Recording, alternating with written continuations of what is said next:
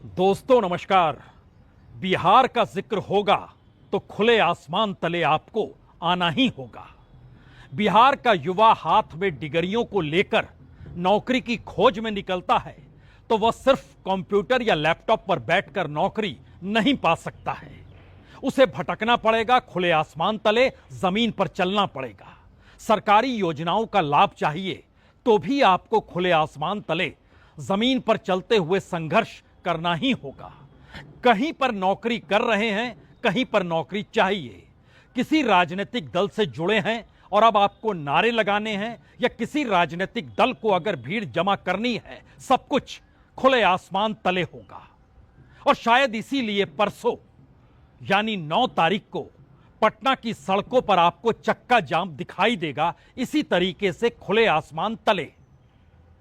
राहुल गांधी दिल्ली से पटना पहुंचेंगे और पटना में तेजस्वी यादव के साथ मिलकर सड़कों पर चक्का जाम इसलिए करेंगे क्योंकि पहली बार वोटरों को लेकर एक नया संकट बिहार के भीतर खुले तौर पर उभर कर आ गया है, और जिसे वोटरों की मुसीबतों का हल करना होता है, उसी ने यह संकट खड़ा किया है।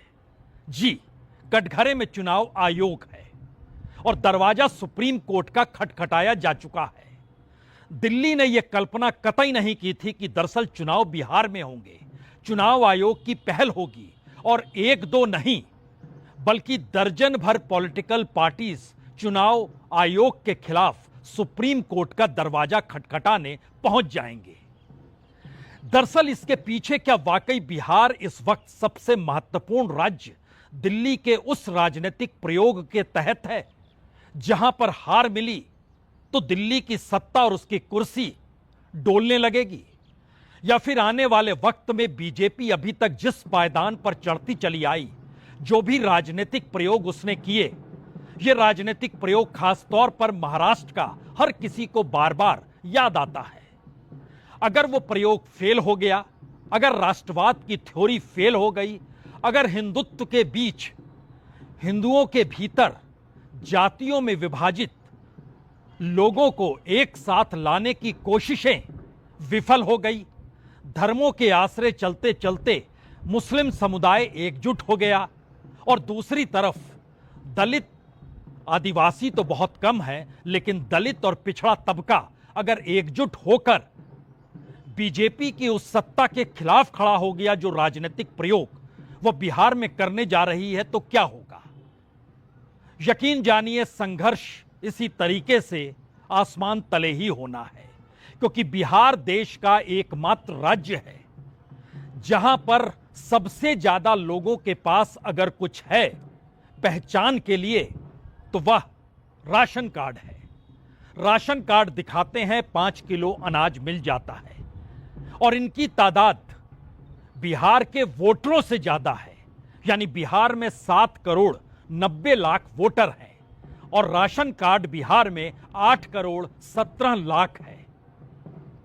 दूसरे नंबर पर बिहार की पहचान राशन कार्ड के बाद जो निकल कर आती है वो सीधे सीधे मनरेगा से जुड़ जाती है, जहां पर तकरीबन 2.25 करोड़ लोगों की पहचान मनरेगा कार्ड से जाकर जुड़ चुकी है।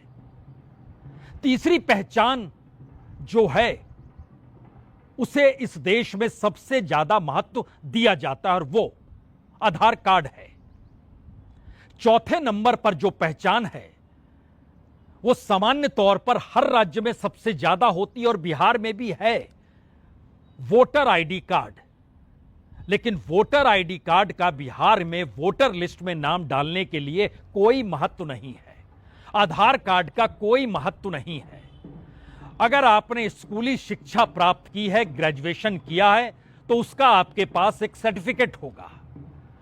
लेकिन जब बिहार के आंकड़े खोज कर निकाले गए तो पता चला कि दरअसल ग्रेजुएट लोग भी 14% हैं, और बिहार के भीतर जो स्कूल तक पहुंचे और वहां से जो स्कूल लिविंग सर्टिफिकेट मिलता है उसकी बिहार में अभी तक की कुल संख्या एवरेज में 52% आती है। 52% यानी 42% अभी भी गायब है।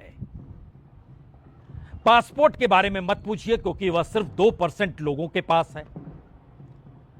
किस पहचान के आसरे अपने आप को उस संविधान के तहत बराबरी का हक वोट के जरिए मांगा जाए, यह सवाल सुप्रीम कोर्ट के दरवाजे पर एक दो नहीं बल्कि दर्जनों पिटीशन के जरिए पहुंचा है।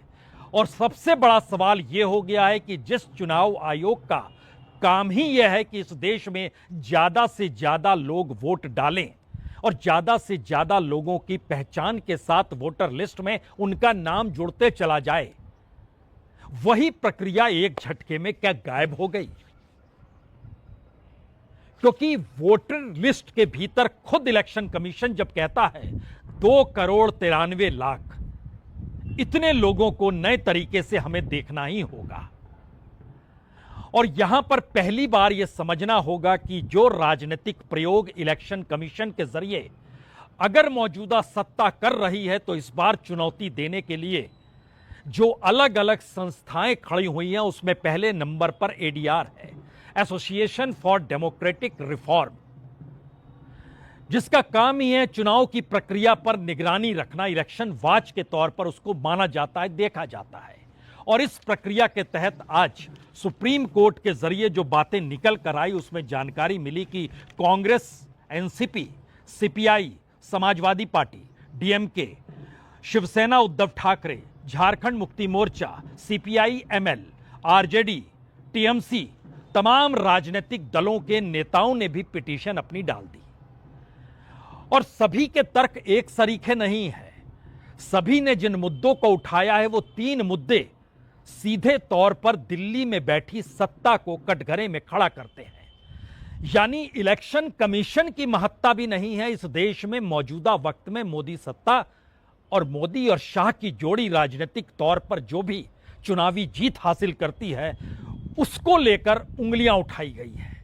यह हैरत हो सकता है, चुनाव बिहार में पिटीशन डालने वाले राजनीतिक दल दूसरे राज्यों से निकल कर आए हैं और निशाने पर चुनाव आयोग को लेकर सवाल तो है, लेकिन निशाने पर मौजूदा मोदी सत्ता का जो पूरा कार्यक्रम इलेक्शन कमीशन को लेकर रहा, उसमें जो भी डाटा रखा गया है, वो डाटा हर राज्य को लेकर रखा गया है। वो हरियाणा का हो सकता है, वो महाराष्ट्र का हो सकता है, वह दिल्ली का हो सकता है। अलग अलग राज्यों के जरिए जो भी जिस तौर पर भी किया गया, और उसमें डीएमके ने भी कुछ फैक्ट्स रखे हैं कि किस तरीके से पकड़ लिया गया कि दरअसल वोटर लिस्ट में कैसे हेरफेर की जाती है। तो कम से कम तमिलनाडु का किला तो बच गया। तो क्या वाकई इतनी बड़ी मुश्किल है? और इन हालातों के बीच अब विपक्ष के नेता राहुल गांधी भी समझ गए, अब तो पटना की सड़कों पर उतरना होगा। हम एक एक चीज परखे, पहले सुन लीजिए। तेजस्वी यादव ने कह दिया 9 तारीख को हम होंगे, राहुल गांधी होंगे। और क्यों होगा ये चक्का जाम पटना की सड़कों पर? उसकी वजह सिर्फ वोटिंग लिस्ट तक नहीं है, उसकी वजह तो कहीं ज्यादा व्यापक है। लेकिन पहले सुन लीजिए। 9 तारीख को देखिए, राहुल गांधी जी और हम दोनों मिल करके जो है चक्का जाम हम लोग करेंगे। जिस प्रकार से बिहार के गरीबों का अधिकार मत छीनने का प्रयास किया जा रहा है, पहले ये लोग गरीबों का, सरकार में बैठे नीतीश जी, मोदी जी मत का अधिकार छीनेंगे, वोटर लिस्ट से नाम हटवाएंगे, फिर स्वाभाविक रूप से पेंशन भी खत्म हो जाएगा उनका और राशन भी खत्म हो जाएगा। तो उनके अधिकार के लिए हम लोग चक्का जाम करेंगे। यहां यह सवाल जरूर उठ सकता है, क्या वाकई वोटर लिस्ट में अगर नाम होगा, उसके बाद पेंशन योजना का लाभ मिलेगा, उसके बाद सरकारी लाभ मिलेगा, या वह भी बंद हो जाएगा? ऐसी बहुत सारी योजनाएं लाभार्थियों को लेकर मौजूदा बीजेपी की सत्ता ने दिल्ली से खड़ी की है, जो राज्यों के भीतर चलती चली जाती है। शायद इसीलिए खुले आसमान तले आंदोलन करने की जरूरत राहुल गांधी को भी अब पड़ चुकी है, क्योंकि मसला सिर्फ वोटर लिस्ट, चुनाव आयोग या फिर डेमोक्रेटिक प्रोसेस भर का नहीं रहा। बात उससे आगे क्यों निकल गई है और इन सब के बीच दिल्ली की सांसें क्यों फूल रही है? सामान्य तौर पर जन्म प्रमाण पत्र जो होता है, वह इस देश का औसत है 62% लोग जन्म प्रमाण पत्र लेते हैं। इसका मतलब सिर्फ 62% लोग ही हैं जिनका जन्म होता है तो स्टेट को पता होता है। वो अस्पताल में हो, वो घर में हो, वो नगर निगम के दफ्तर तक जा पाए, गांव के पंचायत तक पहुंच जाए, सिर्फ 62%। लेकिन बिहार की स्थिति और नाजुक है और बिहार इस देश में सबसे निचले पायदान पर खड़ा है, क्योंकि वहां पर एवरेज सिर्फ 11% लोग हैं जो कि जन्म प्रमाण पत्र ले पाते हैं नगर निगम से, या फिर अस्पतालों में बच्चा कोई जन्म लेता है, या फिर गांव खेड़े के भीतर वो पंचायत के जरिए कोई अप्रोच लगा पाते हैं तो। लेकिन ये 11% का मतलब है 2,90,00,000 वोटरों की जो लिस्ट बन रही है। अब बात उसके आगे आती है, और यह बात इसलिए बड़ी महत्वपूर्ण है क्योंकि बिहार के भीतर जो प्रधानमंत्री गरीब कल्याण योजना है वह बिहार में 8,71,16,000 लोगों को मिलती है। यह डाटा बिल्कुल ताजा है, यानी इस दौर में बकायदा सरकार के जरिए जाहिर किया गया कि बिहार में 8,71,16,000 को मिलता है। और बिहार सरकार से जब पता किया गया तो कहा गया जी बिल्कुल राशन कार्ड तो होना चाहिए। और राशन कार्ड का मतलब यह है कि सवाल है कि 8 करोड़ लोगों का नाम राशन कार्ड में है, उसमें बच्चे भी शामिल होते हैं। तो कुछ क्षण के लिए बच्चों को माइनस कीजिए और उसके बाद की परिस्थिति को पकड़िए। तो सरकार की तरफ से कहा गया कि 25 लाख परिवार हैं, 1.25 करोड़ लोग इंडिविजुअल हैं, बिल्कुल अकेले हैं, और ये 1.25 करोड़ लोग और इसके बाद जो तकरीबन 1 करोड़ लोग और बचते हैं, यानी 2.25 करोड़ लोग ऐसे हैं जो 25 लाख परिवार से हटकर हैं। यह या तो रोजगार के लिए बाहर हैं या फिर अपने गांव शहर में नहीं है, ये बाहर बिहार के दूसरे जगहों पर है, यानी ये बिखरे हुए लोग हैं। और जब जानकारी हासिल की अलग अलग जिलों के जरिए तो जानकारी यह भी आई कि तकरीबन 1,35,00,000 प्रवासी मजदूरों की तादाद है जो इस वक्त बाहर ही रहते हैं। और उस 1,35,00,000 में से जो अलग अलग BLO जिनकी संख्या इस वक्त लगभग 77,000 से कुछ ज्यादा है, 77,000 जो पूरे के पूरे निकल कर आते हैं, वो 77,895 BLO है। और बिहार के भीतर जो बूथ है उसकी संख्या इस वक्त बढ़कर 81,789 हो चुकी है। इलेक्शन कमीशन ने इसीलिए BLO का काम बढ़ गया और BLO का जो सुपरवाइजर होता है उसके हाथ में 10 बूथ आ गए। 10 बूथ का मतलब है कि वो तकरीबन 10,000 लोगों को देखेगा और उसकी पूरे डॉक्यूमेंट्स को देखेगा, यानी हर दिन उसके दायरे में तकरीबन 325 लोग आएंगे। हर दिन उसको 325 लोगों के डॉक्यूमेंट्स सुपरवाइजर को भी देखने और उसके बाद BLO को भी देखने हैं। लेकिन एक सवाल और इस दौर में खड़ा हो गया जो सुप्रीम कोर्ट तक पहुंचा है और इस देश के भीतर की कई संस्थाएं ने अपने तौर पर लिख कर दिया है कि यह कैसे संभव है कि लोकसभा चुनाव में जिसके पास ID कार्ड था वो ID कार्ड अब मान्य नहीं होगा। यह कैसे संभव है कि राशन कार्ड जिसके पास है वो राशन कार्ड मायने नहीं रखेगा। यह कैसे संभव है कि आधार कार्ड होगा वह भी मायने नहीं रखेगा।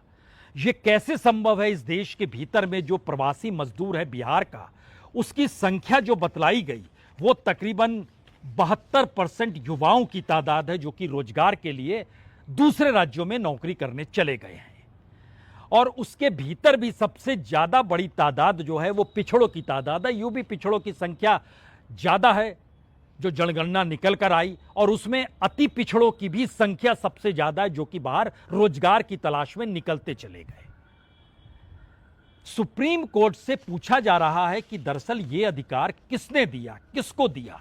क्या वाकई सुप्रीम कोर्ट को यह हक है, इलेक्शन कमीशन को यह हक है कि सुप्रीम कोर्ट अब इस पे नकेल लगाए? यानी इलेक्शन कमीशन को ही जब हक नहीं है इस तरीके से पूरी जांच की प्रक्रिया में, जिसमें जो भी डॉक्यूमेंट्स हैं, जो डॉक्यूमेंट्स बकायदा सुप्रीम कोर्ट के निर्देश के बाद लोगों को मिले, जिसमें एक आधार कार्ड भी आता है और आधार कार्ड पहचान का सबसे बड़ा हिस्सा भी माना गया, तो क्या इलेक्शन कमीशन पहचान के लिए कोई दूसरी स्थिति को जोड़ सकता है? यह भी सवाल पूछा जा रहा है। और इस सवाल को लेकर अब वकील भी क्या कह रहे हैं उनको भी सुन लीजिए। 7 पिटिशनें हैं जो फाइल हुई हैं, उसमें ग्रीवांस ये है कि इलेक्शन कमीशन के पास स्टैट्यूटरी पावर नहीं है इस तरीके से समरी इंटेंसिव इलेक्टोरल रोल को रिवाइज करने की, प्लस इनके कई सारे क्वेश्चन हैं जो रूल्स के बाहर जा रहे हैं। प्लस अगर ये बात भी उठी थी कोर्ट में मेंशनिंग के दौरान कि अगर आपने पिछले किसी भी इलेक्शन में वोट किया है और तो फिर आपको इस तरीके से शक की निगाहों से नहीं देखा जाना चाहिए। और तो दो सवाल सबसे बड़े हैं। पहला सवाल इलेक्शन कमीशन की भूमिका, दूसरा सवाल इलेक्शन कमीशन की भूमिका के पीछे खड़ी दिल्ली की सत्ता, यानी केंद्र की सत्ता। उसी के मातहत चीजें इस देश के भीतर चुनाव आयोग कैसे करते रहा, यह महाराष्ट्र के राजनीतिक प्रयोग से खुलकर तब सामने आ गया जब शिवसेना टूटी, एनसीपी टूटी, और खास तौर से शिवसेना टूटने के बाद जो चुनाव आयोग की पूरी भूमिका रही, उसने सुप्रीम कोर्ट के फैसले का भी इंतजार नहीं किया। और आज भी इलेक्शन कमीशन ने सीधे तौर पर तमाम अधिकारियों को निर्देश दे दिया कि वह सुप्रीम कोर्ट जब सुनवाई करेगा तब करेगा, जब फैसला आएगा तब आएगा, उससे पहले आप अपने काम में लगे रहिए। लेकिन इन दो सवालों से हटकर एक तीसरा सवाल है कि आखिर इलेक्शन कमीशन जिस राजनीति के मातहत कोई प्रयोग करना चाह रहा है, तो क्या वाकई कोई बिल्कुल नया मॉडल बिहार को लेकर इस दौर में दिल्ली ने सोचा हुआ है? यह मॉडल क्या महाराष्ट्र मॉडल पे चलेगा, लेकिन महाराष्ट्र मॉडल पे चलते हुए ये पूरे बिहार की राजनीति में बिल्कुल नए समीकरणों को खड़ा कर सकता है?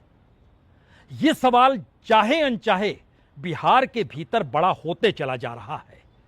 और इस सवाल को लेकर जो पारंपरिक राजनीतिक दल हैं वो निशाने पर नहीं है, यानी वो जनता दल यूनाइटेड हो या आरजेडी हो या फिर रामविलास पासवान की पार्टी, उसकी मौजूदगी हो जिसके साथ चिराग पासवान कर रहे हैं खेल, या फिर इससे हटकर मांझी की पार्टी हो, कुशवाहा की पार्टी हो।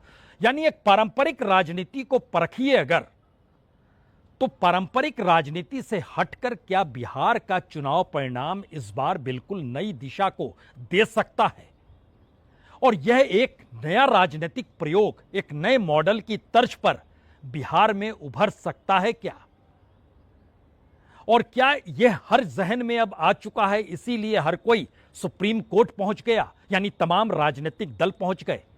क्योंकि यह तो बिल्कुल एक नए तरीके की राजनीति होगी। आपके जहन में यहां सवाल होगा, यह नए तरीके की पॉलिटिक्स, एक नया मॉडल महाराष्ट्र की तर्ज पर वोटर लिस्ट तो समझ में आता है, लेकिन उसके बाद यह संभव कतई नहीं है कि बीजेपी अपने बूते बिहार में सत्ता में आ जाए।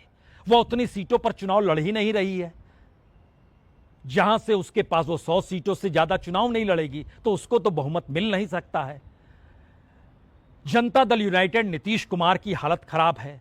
दूसरी तरफ तेजस्वी यादव कांग्रेस के साथ मिलकर जिस राजनीतिक जमीन को बना रहे हैं, पिछले चुनाव में भी वह चुनौती दे चुके हैं, बड़ी चुनौती दे चुके हैं, और वोट का परसेंटेज बड़ा कम था।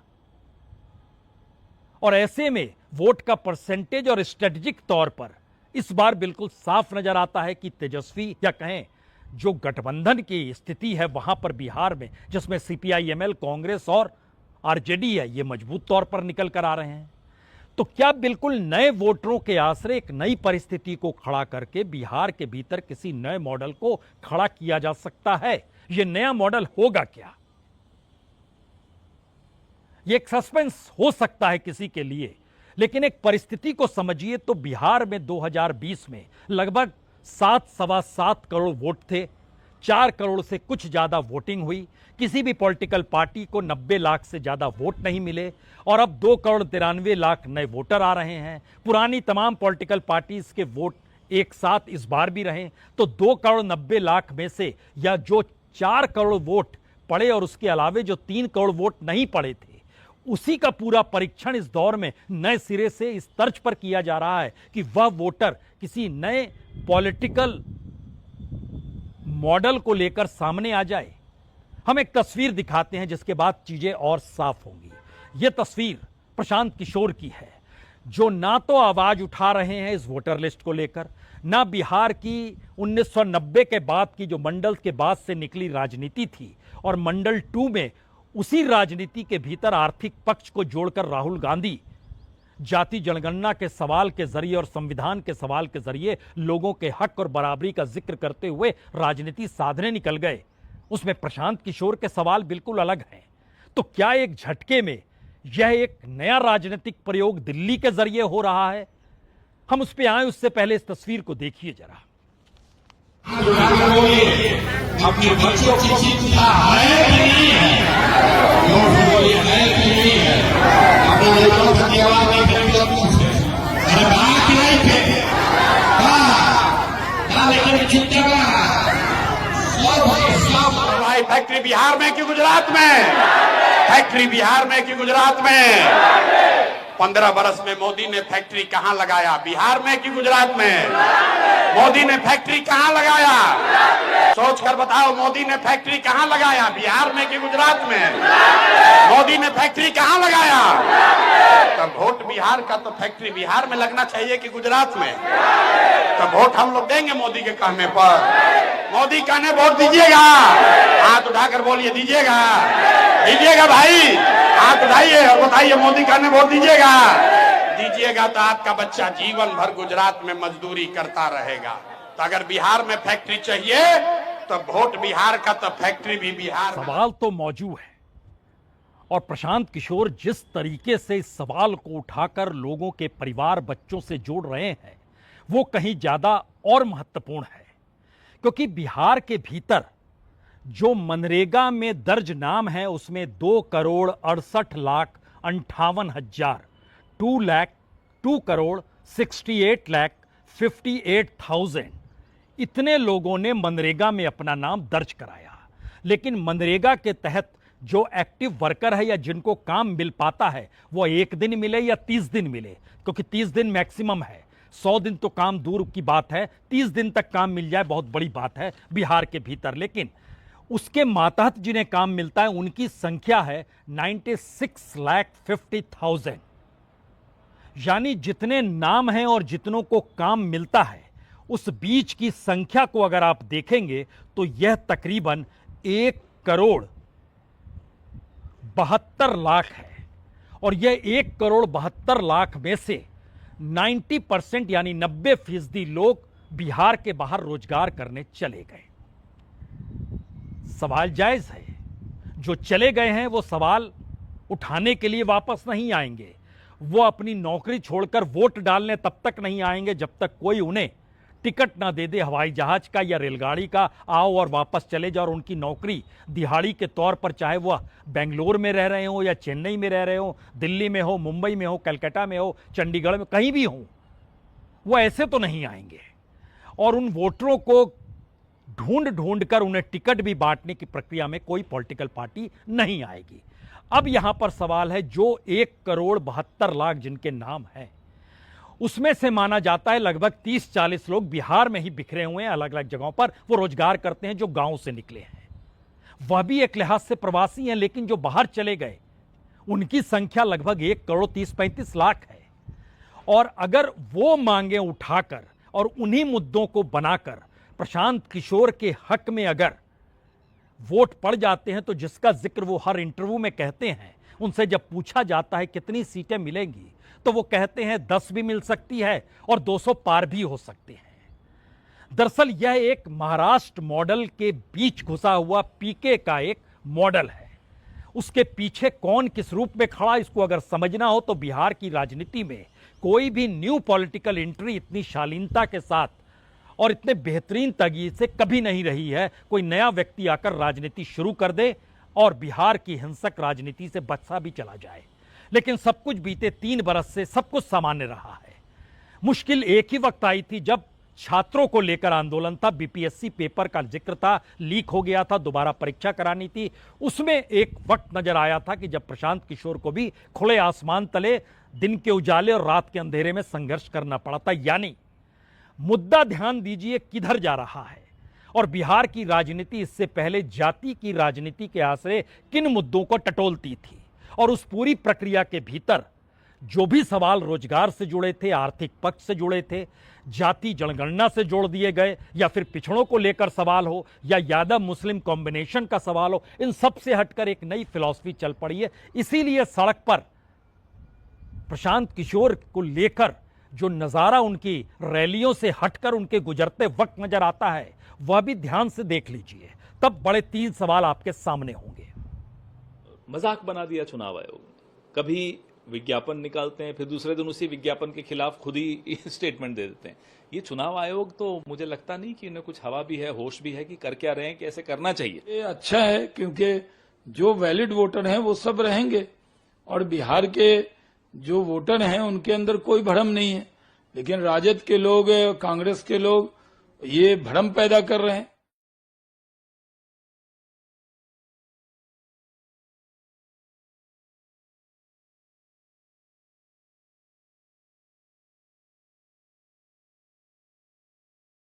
वैसे विपक्षी पार्टियों के भीतर यह सवाल है कि एक वक्त एके को लेकर बीजेपी ने राजनीतिक प्रयोग किए और अब पीके को लेकर राजनीतिक प्रयोग करने की दिशा में वह बढ़ रहे हैं, क्योंकि पीके के होने का मतलब यह है कि राहुल गांधी की समूची राजनीति, मंडल 1 और मंडल 2 की समूची राजनीति, बिहार के भीतर की पारंपरिक राजनीति, सब कुछ एक झटके में ना सिर्फ धराशायी होगी बल्कि उसका सीधा असर पीडीए पर भी पड़ेगा, यानी उत्तर प्रदेश की सियासत पर भी पड़ेगा, क्योंकि पीके अपर कास्ट से आते हैं।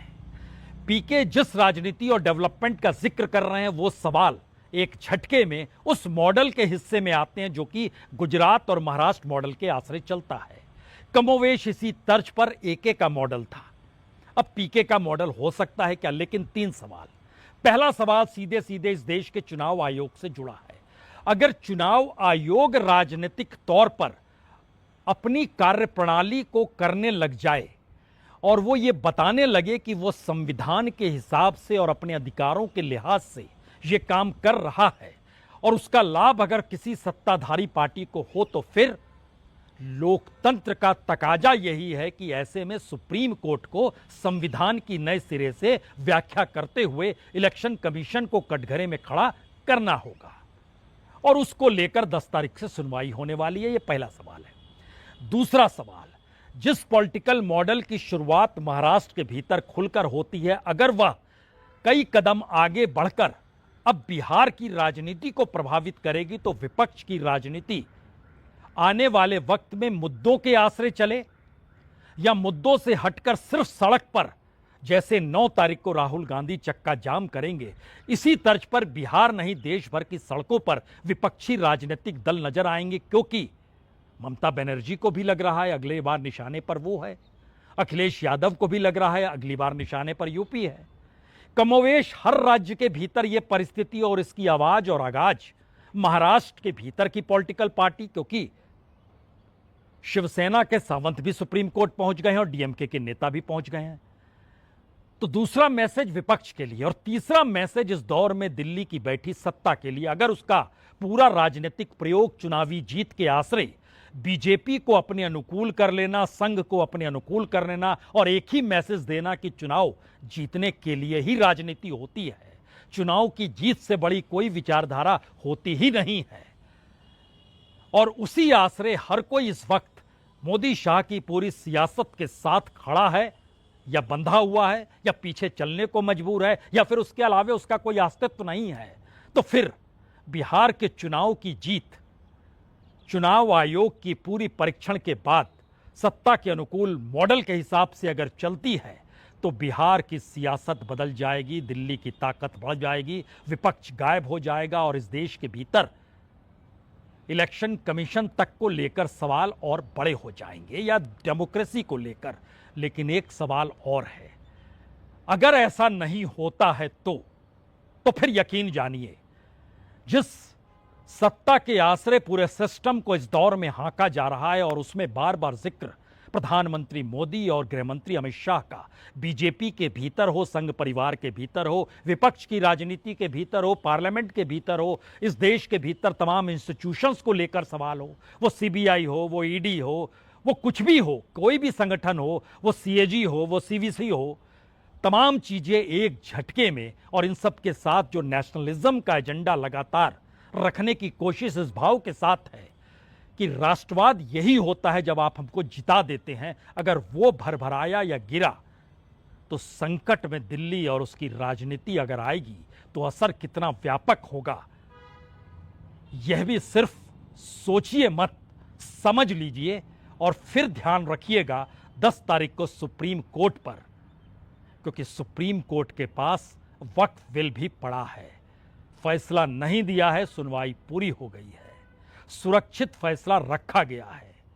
कहीं यह मामला भी सुरक्षित ना रख लिया जाए, क्योंकि तारीखें तय हो चुकी है।